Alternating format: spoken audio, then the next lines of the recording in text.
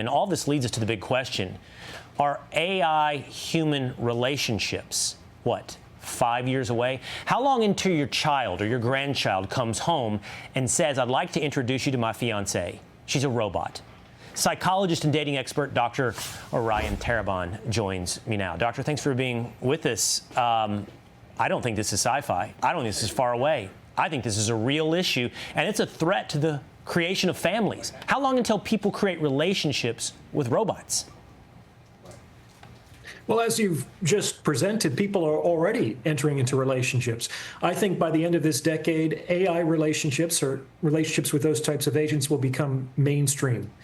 It's already happening. And it's not just men who are falling into this category. There's a number of reported cases of women becoming emotionally involved with ChatGPT, for instance. That's great.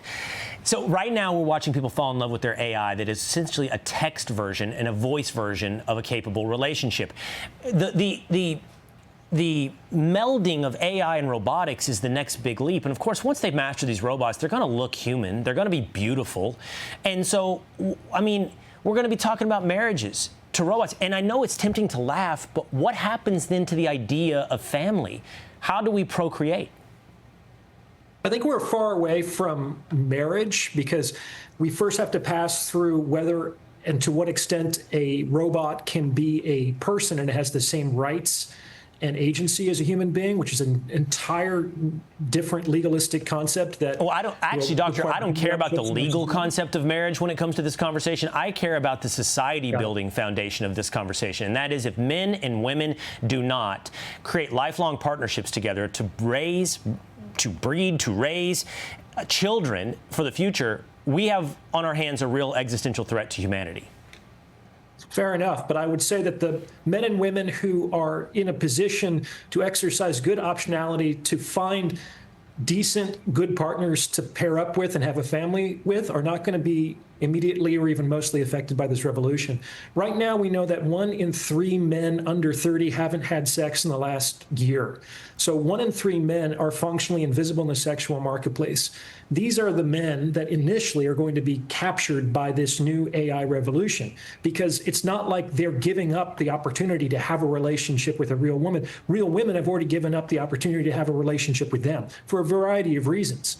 So I don't think it's necessarily going to, unless we already think that these men being excluded from the sexual marketplace is dooming the human race, I'm not sure that giving them a palliative is the end of the world. Oh, I do think it is. I think the lack of marriage, the lack of procreation, we see the birth rates. This is a real problem. This is a death spiral, at least for certain cultures, for certain civilizations. There are others that are procreating to the tune of 6, 7 kids per marriage, per couple.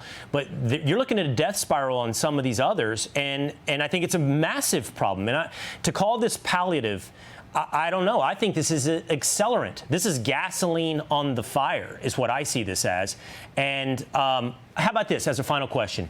Do you think it's likely, am I being hyperbolic, to think that not just in our lifetimes, but in the next 10 years, you will see maybe men, but people creating long-term, maybe exclusive relationships with something other than a human? A lot of people. By the way, you said 1 in 3. That sounds pretty mainstream to me. Yeah, I think that's going to be very common. You have to understand that a lot of the needs and desires that we go to relationships to satisfy are not material. They're psychological. And on some level, the mind decides whether or not they are going to be satisfied or not. This is something that the original movie, The Matrix, I think got very, very well. Very, very right. It's like the mind decides what's real. For example, one of the things that people go to relationships for is emotional support and validation. We already know today in 2025 that that's the #1 use case for ChatGPT. And that wasn't something that developers presented or marketed to the general public. That's just how the general public en masse decided how to use that technology. Yeah. Now, does that mean that ChatGPT can emotionally support and validate another human being as well as another human being can? Maybe yes, maybe no. It kind of depends. Right now, for example, I think ChatGPT might be better than a mediocre therapist. And I'm speaking to you as a psychologist. I don't think it's better than an exceptional therapist, but it might be better than a mediocre therapist. And how many mediocre therapists do you think there are in the world? By A the same lot. token, A lot. mediocre listeners and emotional supporters and communicators are there in, Right. in relationships today? I got to run, Doctor. It's an incredibly deep conversation, one I'd love to continue with you. I appreciate your optimism. I wish I could say I shared it. I have much more pessimism Maybe and another concern time. for the future. All right. Thank you, Doctor.